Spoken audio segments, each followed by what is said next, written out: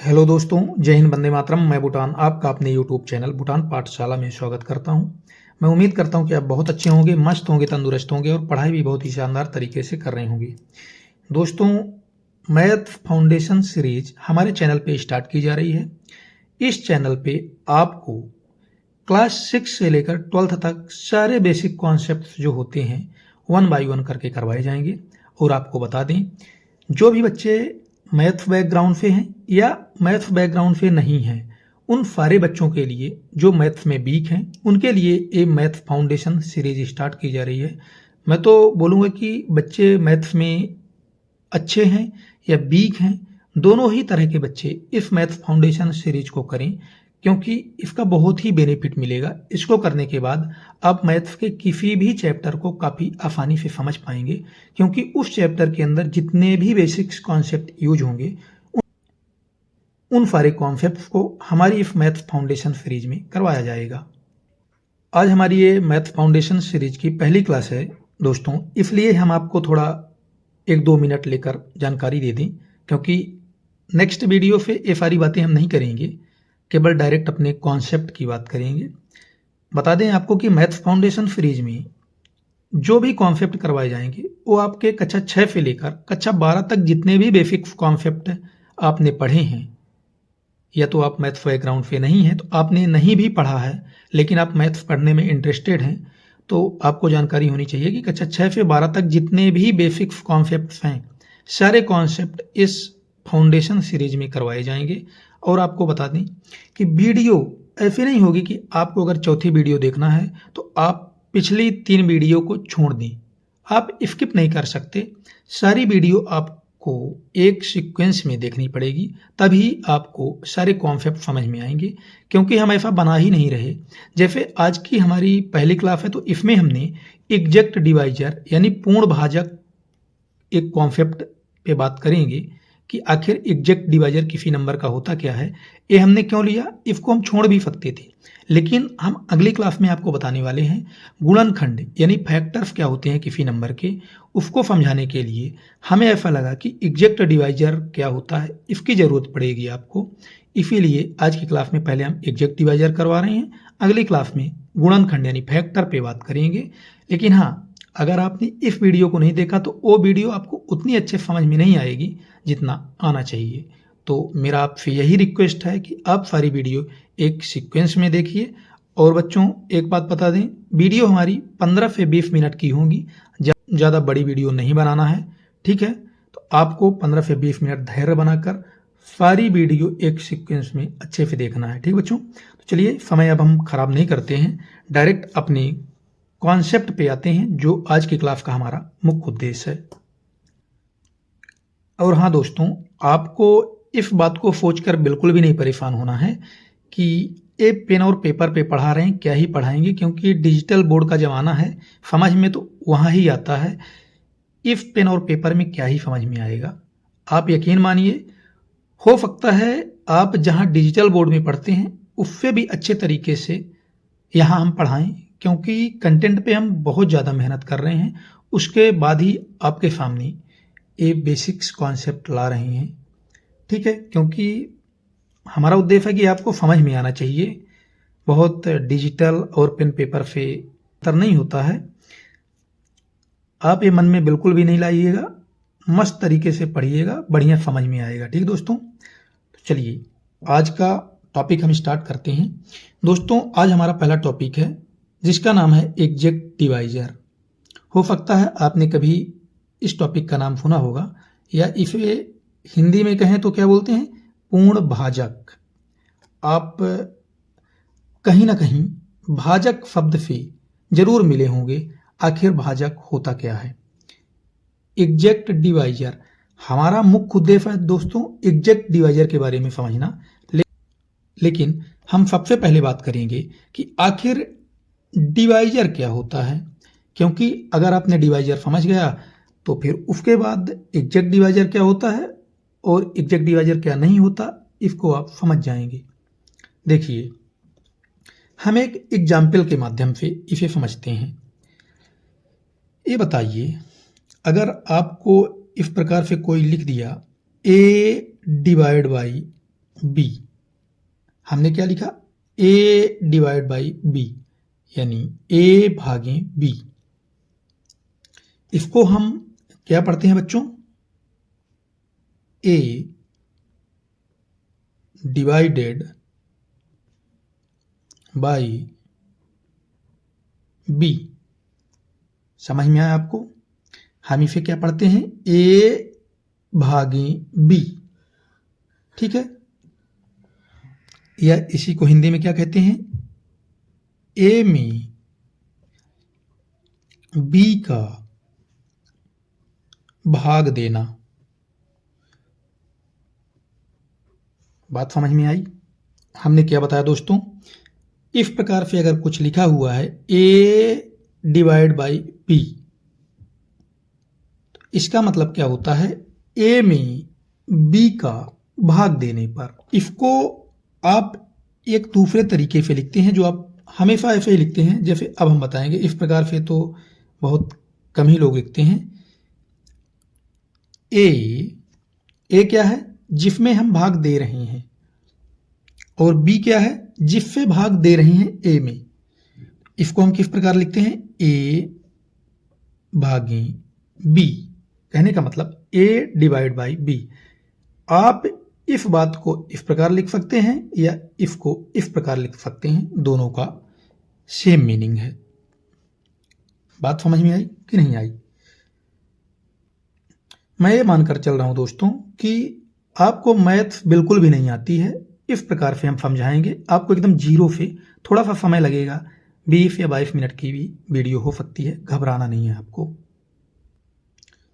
तो हमने सबसे पहला पॉइंट क्या बताया, अगर इस प्रकार से कुछ लिखा हुआ है ए भागे बी, तो इसे आप इस प्रकार से भी लिख सकते हैं, ठीक है। अभी आपको इतना ही समझना है।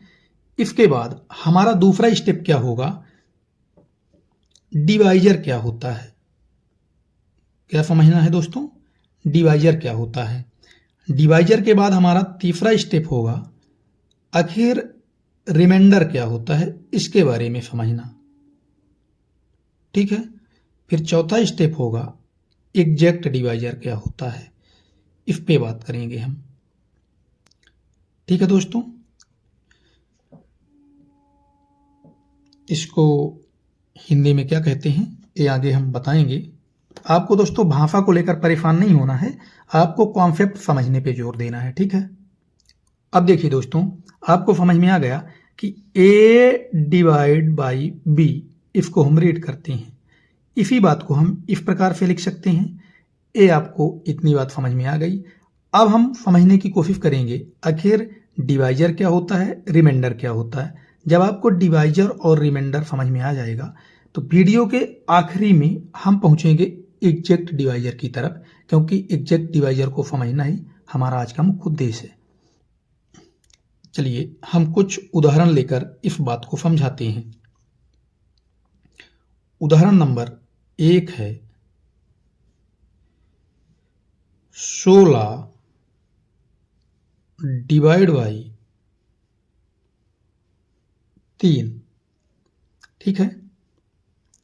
हम पहला उदाहरण लिए, दूसरा उदाहरण लेंगे 16 डिवाइड बाई 2, तीसरा उदाहरण लेंगे बच्चों 16 डिवाइड बाई 3। इन 3 एग्जाम्पल से दोस्तों आपको सारे कॉन्सेप्ट एग्जैक्ट डिवाइजर से रिलेटेड बिल्कुल एकदम क्रिस्टल क्लियर हो जाएंगे, ठीक है।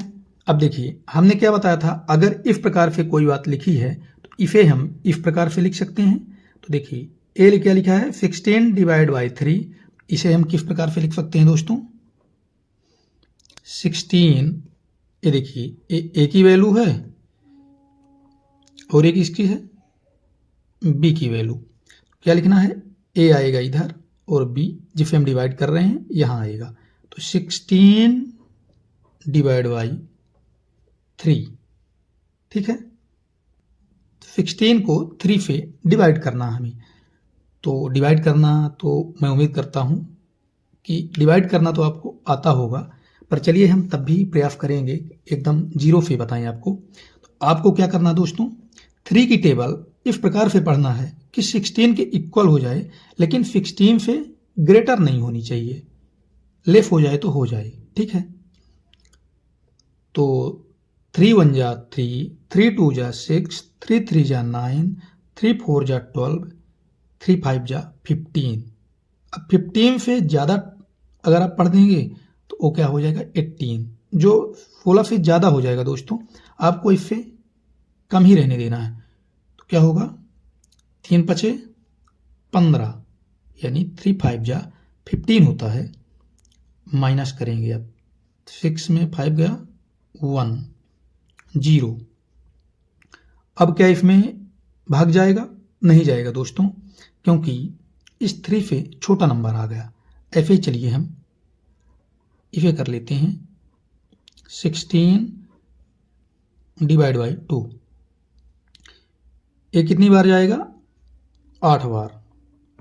2 8 जा 16, माइनस करेंगे तो ये 0 0 आ जाएगा, ठीक है दोस्तों। ये हमने इस प्रकार से एग्जाम्पल सेट किए हैं कि आपको एग्जैक्ट डिवाइजर का कॉन्सेप्ट सारा बढ़िया समझ में आ जाए।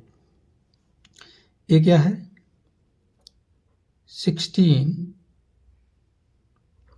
डिवाइड बाई 3, ये तो पहले ही दोस्तों इस प्रकार से लिख दिया गया है। इसे आप लिख सकते हैं ऐसे भी, 16 डिवाइड बाई 3, ये तो वही मतलब है। आप बोलेंगे कि आपने तो पहले एग्जाम्पल में ऐसा करवा दिया था, लेकिन आपको बाद में पता चलेगा कि हमने सेम एग्जाम्पल क्यों लिया है, दोनों में क्या फ़र्क है।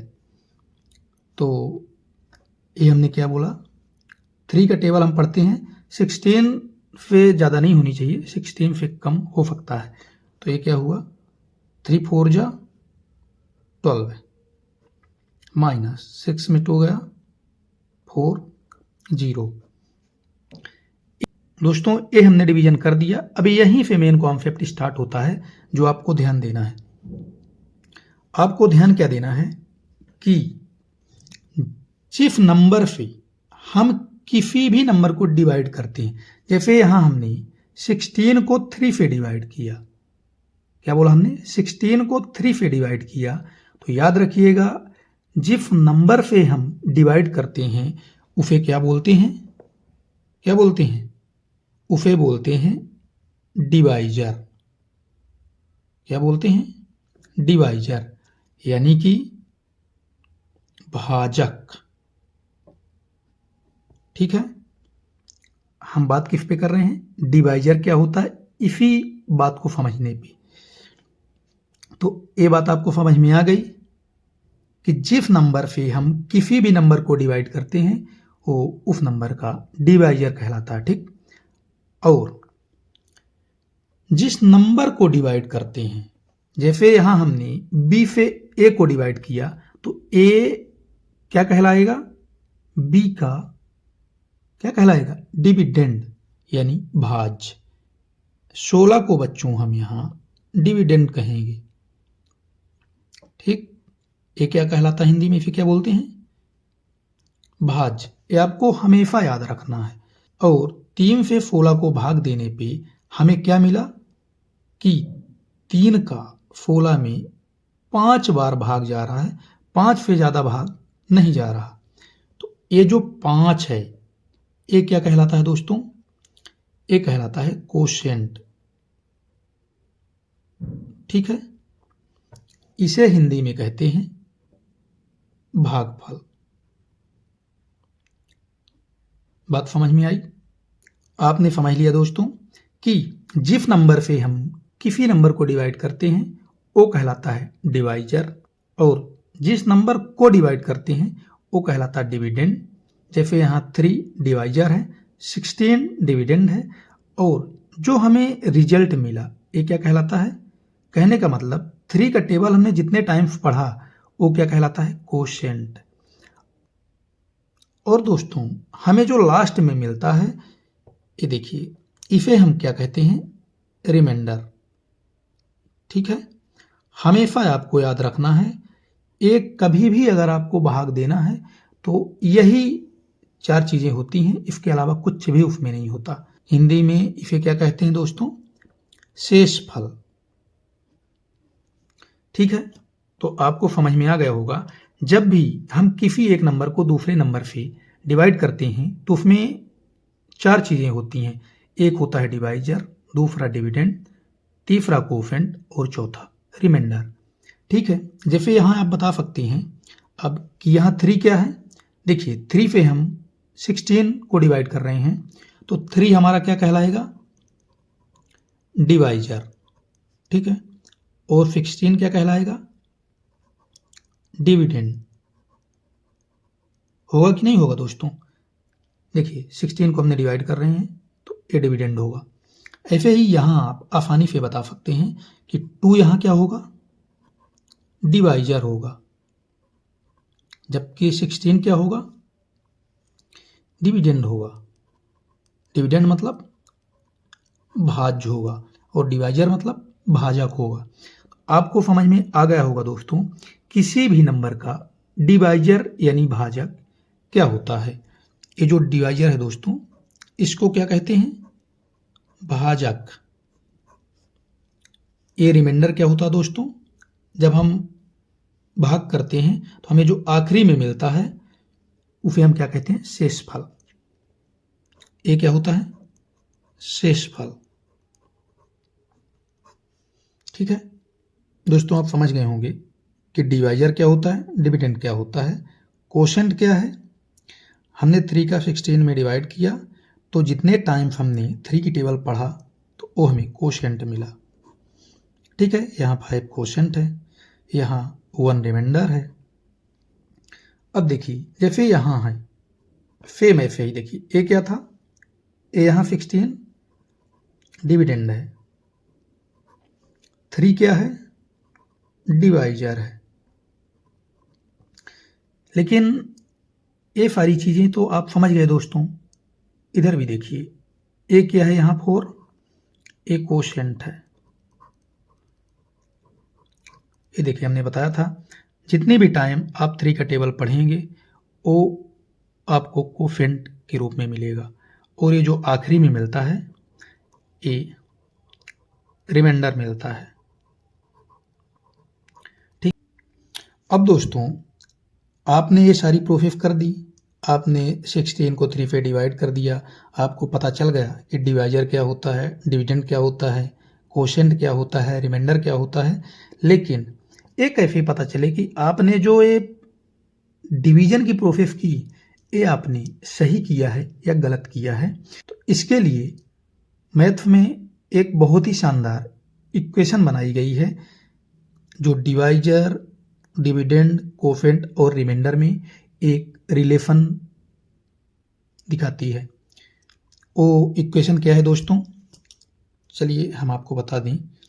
यहाँ थोड़ा अलग से ये सारी चीज़ें, क्योंकि यहाँ बहुत सारा मैटर हो गया है तो अलग से लिख के बता रहे हैं। इस प्रकार से अगर आपने किसी नंबर को डिवाइड किया तो यहाँ जो नंबर आता है उसे क्या बोलते हैं, डिविडेंड, सॉरी दोस्तों डिवाइजर। क्या बोलते हैं, भाजक। यहाँ जो आएगा उसको क्या बोलते हैं, डिविडेंड। बाकी सारी चीज़ें तो आपको समझ में आ ही गई हैं, क्या डिवाइजर होता है, क्या डिविडेंड होता है। ये भाज्य है दोस्तों। यहाँ क्या आएगा, कोशेंट, और ऐसे ही लास्ट में क्या आएगा, रिमाइंडर। ठीक है, वीडियो थोड़ा लंबी हो रही होगी दोस्तों, क्योंकि देखिए कोई भी कॉन्सेप्ट समझने में टाइम लगता है। इतना आसान नहीं है कि आप 2-4 मिनट में कोई भी कॉन्सेप्ट बता देंगे। अगर आप डिटेल में समझना चाहेंगे तो थोड़ा समय लगेगा। मैं चाहता हूँ कि समय लग जाए लेकिन आपको समझ में सब कुछ बढ़िया से आना चाहिए। मैं बात क्या कर रहा था कि आपने ये डिवीजन की प्रोसेस की, लेकिन कैसे पता चलेगा कि आपने ये सब कुछ एकदम करेक्ट किया है।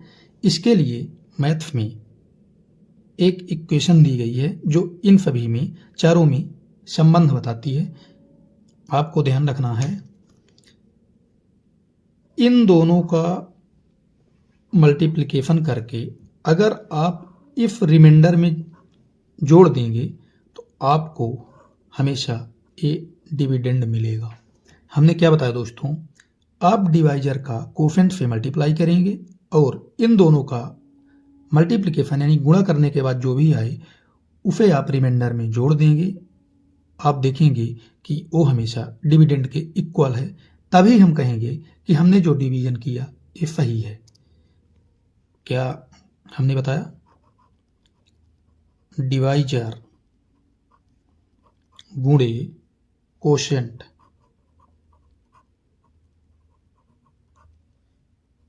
प्लस रिमाइंडर करना है दोस्तों। क्या करना है, रिमाइंडर। तो आपको क्या मिलेगा, आपको हमेशा मिलेगा दोस्तों डिविडेंड। बात समझ में आई? देखिए ये क्या है, भाजक। हम दोस्तों दोनों ही माध्यम को लेकर चल रहे हैं, हिंदी और इंग्लिश, इसीलिए थोड़ा सा समय ज़्यादा लग रहा है। ये क्या होता है, भागफल प्लस रिमाइंडर को क्या कहते हैं, शेषफल, और डिविडेंड भाज्य होता है दोस्तों। तो हमने क्या कहा कि जब भी आप किसी डिवीजन को करेंगे तो उसको चेक करने का एक तरीका है कि हमने जो डिवीजन किया वो सही है या गलत। तो उसका तरीका है, जब हम डिवाइजर का कोफिशिएंट से मल्टीप्लाई करके उसमें रिमाइंडर को जोड़ देंगे तो हमें डिविडेंड मिलना चाहिए, तभी हमने ये जो भाग की प्रोसेस की ये सही है, अन्यथा ये गलत है। ठीक। लेकिन दोस्तों ये जो हमने आपको समीकरण बताया, इन सभी चीज़ों के बेस्ड पे अभी ये हमने 100% ठीक नहीं लिखा है, इसमें अभी कुछ कमी है। कमी क्या है, चलिए देखते हैं। हमने क्या बताया था कि हम आपको लास्ट में बताएंगे कि ये दोनों एग्जाम्पल हमने सेम क्यों लिया। अब देखिए, आप बोलेंगे कि सर इन पे आप इस इक्वेशन को अप्लाई करके दिखाइए, अगर ये आपने सही किया होगा तो ये लगेगी, अन्यथा नहीं लगेगी। देखिए इस पे हम लगाते हैं। इसमें क्या है, 3 हमारा डिवाइजर है, तो पहले लिखेंगे हम डिवाइजर। डिवाइजर क्या है, 3 इंटू, फिर क्या लिखना, कोशेंट। कोशेंट क्या है, 5। फिर क्या लिखना, प्लस। इसको करने पे रिमाइंडर कितना, 1। तो फिर हमें लिखना है रिमाइंडर इक्वल। आप देखेंगे तो डिविडेंड के इक्वल आएगा। डिविडेंड क्या है, 16। तो देखिए कितना है, 3 5 जा 15 प्लस 1 इक्वल्स टू 16। आप देखेंगे ये हमारा LHS 16 के इक्वल आया। इसका मतलब LHF और RHF इक्वल आ गए, ये करेक्ट है। ठीक है। अभी ये देखिए दूसरा है, इसे भी आप करिए। क्या आएगा इसका, 2 इंटू, आपको क्या करना है दोस्तों, इसको इससे डायरेक्ट मल्टीप्लाई करना है और जो आए इफ रिमाइंडर में ऐड करेंगे तो इस नंबर के इक्वल आ जाएगा। देखिए 2 गुणे फिर 8 प्लस रिमाइंडर लेना है, क्या यहाँ 0 है, इक्वल क्या आएगा, डिविडेंड। डिविडेंड यहाँ क्या है, 16। ये क्या हुआ, 8 दूनी 16 बराबर 16। मतलब ये भी हमने ठीक किया, इधर ये भी हमने ठीक किया है डिवीजन। अब तीसरे पे चलते हैं। देखिए 3 इंटू,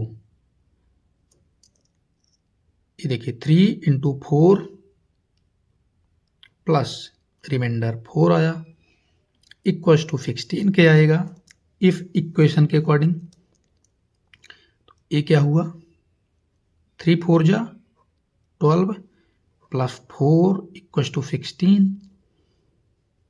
16 इक्वल्स टू 16। मतलब LHS और RHS इक्वल आ गए, मतलब इफ इक्वेशन के अकॉर्डिंग सब ठीक है।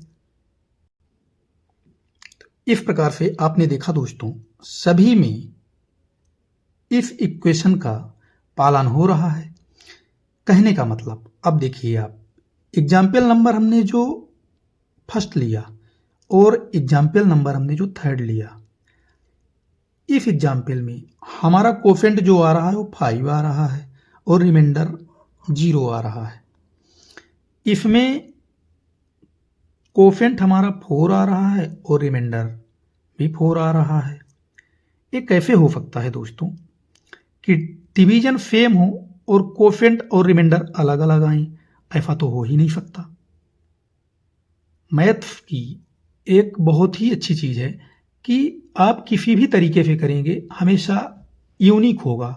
ऐसा नहीं कि एक ही चीज़ के कई आंसर आएंगे। ये कभी कभी अलजेब्रा वगैरह में होता है, लेकिन आपको यहाँ ध्यान देना है, डिवीजन में कभी भी एक ही क्वेश्चन के 2 आंसर नहीं आएंगे। ऐसा क्यों हुआ कि यहाँ भी 16 को हमने 3 से ही डिवाइड किया, यहाँ भी हमने 16 को 3 से ही डिवाइड किया, तो यहाँ कोफेंट 4 मिला और यहाँ 5 मिला। इसका मतलब हमने इफ डिवीजन की जो इक्वेशन लिखी कि इन सभी में एक रिलेशन होता है, इसको लिखते टाइम हमने एक गलती कर दी कहीं ना कहीं। गलती क्या कर दी? हमने ये कहीं नहीं बताया कि इनमें कुछ और भी रिलेशन होता होगा, तभी ये सही है। केवल इतना लिखना ठीक नहीं है। वो क्या गलती हमने कर दी? आप देखिए, रिमाइंडर क्या आया? 0 आया है या तो नॉन जीरो आया है। 0 और नॉन जीरो मतलब हमारा जो शेष फल है या तो ऋणात्मक आएगा या तो कोई एक धनात्मक संख्या आएगी। इसके अलावा कभी भी शेष फल ऋणात्मक नहीं आएगा। दोस्तों, आज गणित की दुनिया में निगेटिव रिमाइंडर भी यूज किए जाने लगे हैं, जिससे मैथ्स काफ़ी आसान हो जाती है कई जगह। तो उसके लिए हम एक सेपरेट वीडियो अलग से बना देंगे कि पॉजिटिव और निगेटिव रिमाइंडर क्या होते हैं। अभी इधर हम बात नहीं करते हैं, वीडियो बहुत बड़ी हो जाएगी। ठीक है, आपने देखा, आप किसी भी नंबर को किसी दूसरे नंबर से डिवाइड करिए, शेष फल या तो 0 आएगा या तो कोई धनात्मक संख्या आएगी, ऋणात्मक कभी नहीं आएगी। 0 आ सकता है, ये ध्यान रखना है आपको। आपने क्या देखा? शेष फल 0 आएगा या तो नॉन जीरो। इसके अलावा क्या कुछ और आ सकता है? कभी नहीं आ सकता। 0 आएगा या तो नॉन जीरो। आपको लिखना है, यहाँ क्या लिखना है? रिमाइंडर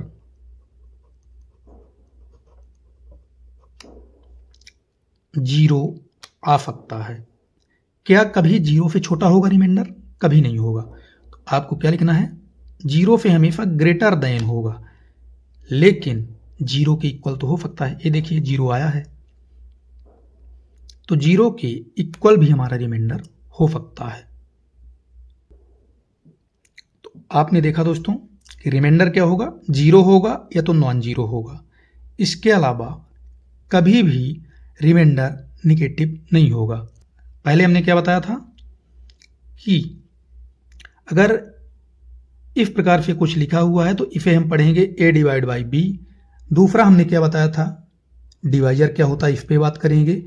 ए आपने देखा, जिस नंबर से किसी नंबर को डिवाइड करते हैं वो डिवाइजर कहलाता है। तीसरा आपने देखा रिमाइंडर क्या होता है, ये भी आप सीख गए होंगे। अब हम एग्जैक्ट डिवाइजर की तरफ चलेंगे, क्या होता है, जो आज की क्लास का हमारा मुख्य उद्देश्य है। लेकिन दोस्तों, ये सब समझाए बिना आपको एग्जैक्ट डिवाइजर नहीं समझाया जा सकता था। ठीक है, देखिए रिमाइंडर आपने देखा कि क्या होता है, या तो 0 होगा या तो नॉन जीरो होगा। तो रिमाइंडर मतलब इतना लिखना केवल ठीक नहीं है, इस पे एक कंडीशन भी लिखना है, जिस कंडीशन पे आपको एकदम स्टार लगा लेना है, एकदम ट्रिपल स्टार। ये बहुत ही इंपॉर्टेंट कंडीशन है जो ए हम लिख रहे हैं। इसके बिना तो ए रिलेशन अधूरा ही है, इसका कोई मतलब नहीं जब तक आप ए रिलेशन नहीं लिखते कि क्या है इनमें एक खास रिलेशन, कि क्या इसकी एक खास कंडीशन है। क्योंकि इसको बताना काफ़ी नहीं है, इस पे जो एक इम्पॉर्टेंट कंडीशन है उस पे भी बात करना ज़रूरी है, जो हम बता रहे हैं आपको। केवल बता नहीं रहे, समझा भी रहे हैं कि आखिर है क्या ये कंडीशन, क्यों आई। देखिए, रिमाइंडर 0 होगा या तो नॉन ज़ीरो होगा, लेकिन नॉन ज़ीरो मतलब नेगेटिव नहीं, ओनली पॉजिटिव होगा, कभी भी नेगेटिव नहीं होगा। तो रिमाइंडर 0 के इक्वल भी हो सकता है, ये देखिए, या तो इससे बड़ा होगा। लेकिन अब कितना बड़ा होगा? नॉन जीरो पॉजिटिव नंबर मतलब क्या रिमाइंडर इनफाइनाइट तक हो जाएगा? नहीं, इसमें भी कुछ पाबंदियां हैं कि रिमाइंडर कितना हो सकता है। आपको ध्यान रखना है, रिमाइंडर कभी भी डिवाइजर से बड़ा नहीं होगा, ना ही इक्वल होगा, ठीक है। हमेशा डिवाइजर से छोटा होगा। क्या होगा? रिमाइंडर हमेशा डिवाइजर से छोटा होगा और 0 के इक्वल या 0 से बड़ा होगा, ठीक है। यही मिस्टेक हमने कर दी थी दोस्तों, जब इफ इक्वेशन को लिखा तो आपको एक कंडीशन हमने नहीं बताया कि आखिर ये कंडीशन क्या होती है इस इक्वेशन की, जिसकी वजह से आपने इन दोनों को डिवीजन करने में गलती कर दी। यहाँ से तो आपको दोनों करेक्ट आ रहे हैं कि LHF और RHF इक्वल आ रहे हैं, लेकिन इस कंडीशन की वजह से इनमें से एक गलत है। अब गलत कौन है? देखिए, इन दोनों में चेक करते हैं। ये तो ठीक है, ये ठीक है। क्यों ठीक है? क्योंकि देखिए, यहाँ हमने 16 को 2 से भाग दिया, 8 आया हमारा भागफल और शेषफल 0 आया। तो क्या ये तो ठीक है, ये हमने चेक करवा लिया। क्या इस कंडीशन को भी ये फुलफिल कर रहा है? देखिए, रिमाइंडर क्या है? 0। हाँ, 0 के इक्वल रिमाइंडर हो सकता है। अब इसमें देखते हैं क्या इस कंडीशन को ये फुलफिल कर रहा है। डिवाइजर कितना है? 3। डिवाइजर कितना है दोस्तों? 3। ऐसे लिखा। रिमाइंडर कितना है? 1, ठीक है। ये लिखा हमने 0। इसके लिए क्या ये ठीक लिखा है? क्या 1 0 से बड़ा है? हाँ, 0 से बड़ा है रिमाइंडर। क्या रिमाइंडर डिवाइजर से छोटा है? हाँ, हमारा डिवाइजर 3 है, 1 3 से छोटा ही होता है, मतलब ये हमने जो भाग किया ये ठीक है, ये भी ठीक है दोस्तों। अब आता है तीसरा नंबर। कहने का मतलब इसी में कहीं ना कहीं फॉल्ट है, 2 तो ठीक हो गए। देखिए, रिमाइंडर हमारा कितना आया? 4। रिमाइंडर हमारा दोस्तों आया 4। डिवाइजर कितना है? 3। और ये 0 से बड़ा या बराबर हो सकता है। अब देखिए क्या ठीक लिखा हुआ है। ये जो कंडीशन लिखी हुई है इसके अकॉर्डिंग हमने लिखा है, जो रिजल्ट आया ये हमारा रिमाइंडर है। तो रिमाइंडर 0 से बड़ा है, हाँ, हमेशा 0 से बड़ा ही होगा, ये 0 के बराबर होगा। तो 0 से बड़ा है, बराबर नहीं है। क्या रिमाइंडर डिवाइजर से छोटा है? क्योंकि डिवाइजर से हमारा रिमाइंडर हमेशा छोटा होगा। तो हमारा डिवाइजर क्या है यहाँ? 3 और रिमाइंडर क्या है? 4। क्या 4 3 से छोटा है? नहीं दोस्तों, इसका मतलब ये जो हमने भाग किया ये गलत कर दिया। क्यों? ये हम 3 का टेबल 4 टाइम पढ़ दिया, यानी 4 बार पढ़ दिया, जिसकी वजह से हमारा रिमाइंडर डिवाइजर से बड़ा आ गया। मतलब एक बार और पढ़ना चाहिए था। अगर हम एक बार और पढ़ते तो 3 5 जा 15 हो जाता, जिससे रिमाइंडर 1 बचता, जो हमने ये किया। तो आपको ध्यान रखना है, हमें भाग करना कब बंद करना है? जब हमारा शेषफल भाजक से छोटा आ जाए, ठीक है। आपको ये बात समझ में आ गई होगी कि इस प्रकार से भाग करना सही क्यों है और ये गलत क्यों है। हमेशा हमारा रिमाइंडर डिवाइजर से छोटा होगा। बात समझ में आई? चलिए, आपको समझ में आ गया डिवाइजर क्या है, रिमाइंडर क्या है, इन सभी में एक रिलेशन क्या है, ये हमने लिखा दोस्तों। पर एक इम्पॉर्टेंट कंडीशन है, 3 स्टार मार्क करके आपको ध्यान देना है कि एक कंडीशन होती है कि रिमाइंडर हमेशा 0 के बराबर या ग्रेटर देन होगा और डिवाइजर से छोटा होगा। डिवाइजर के बराबर भी नहीं हो सकता रिमाइंडर कभी भी। अब दोस्तों आपने डिवाइजर भी समझ लिया, रिमाइंडर के बारे में भी अच्छे से समझ लिया कि रिमाइंडर क्या होगा, कैसे होगा। अब हम लास्ट टॉपिक पे चलते हैं, एग्जैक्ट डिवाइजर।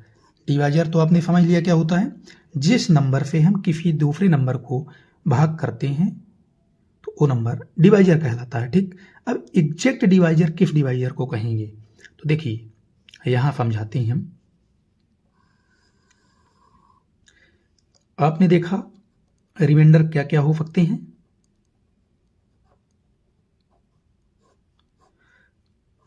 या तो जीरो होंगे या तो नॉन जीरो होंगी। ठीक है, तो आपको ध्यान रखना है कि जब भी किसी नंबर को दूसरे नंबर से डिवाइड करते हैं, जब भी रिमाइंडर जीरो आएगा तो उस डिवाइजर को आप क्या बोलेंगे, एग्जैक्ट डिवाइजर। क्या बोलेंगे इस डिवाइजर को, एग्जैक्ट डिवाइजर। ठीक है, और अगर किसी नंबर को किसी दूसरे नंबर से डिवाइड करने पे रिमाइंडर नॉन जीरो आ गया तो उस नंबर को आप एग्जैक्ट डिवाइजर नहीं कहेंगे। ठीक है, बस यही मेरा आज की क्लास का मुख्य उद्देश्य था कि आप डिवाइजर और एग्जैक्ट डिवाइजर के बीच डिफरेंस समझें। ये एग्जैक्ट डिवाइजर नहीं होगा और ये एग्जैक्ट डिवाइजर होगा। जैसे देखिए यहाँ 16 को हमने 3 से भाग दिया, तो 16 को 3 से भाग देने पे हमारा रिमाइंडर कितना आया, 1। तो 3 क्या एग्जैक्ट डिवाइजर होगा, नहीं। क्यों, क्योंकि रिमाइंडर हमारा जीरो आएगा तभी हम डिवाइजर को एग्जैक्ट डिवाइजर कहेंगे। कहने का मतलब यहाँ जो A3 लिखा हुआ है ये एग्जैक्ट डिवाइजर है कि नहीं है, एग्जैक्ट डिवाइजर नहीं है। अब दूसरे नंबर पे देखिए 16 को 2 से डिवाइड करने पे हमें रिमाइंडर क्या मिला दोस्तों, जीरो। जीरो रिमाइंडर मिला, मतलब जो हमारा डिवाइजर है वो क्या कहलाएगा, एग्जैक्ट डिवाइजर। ये यहाँ जो 2 है ये एग्जैक्ट डिवाइजर होगा दोस्तों। ठीक है, ऐसे ही यहाँ देखिए ये तो भाग ही गलत है।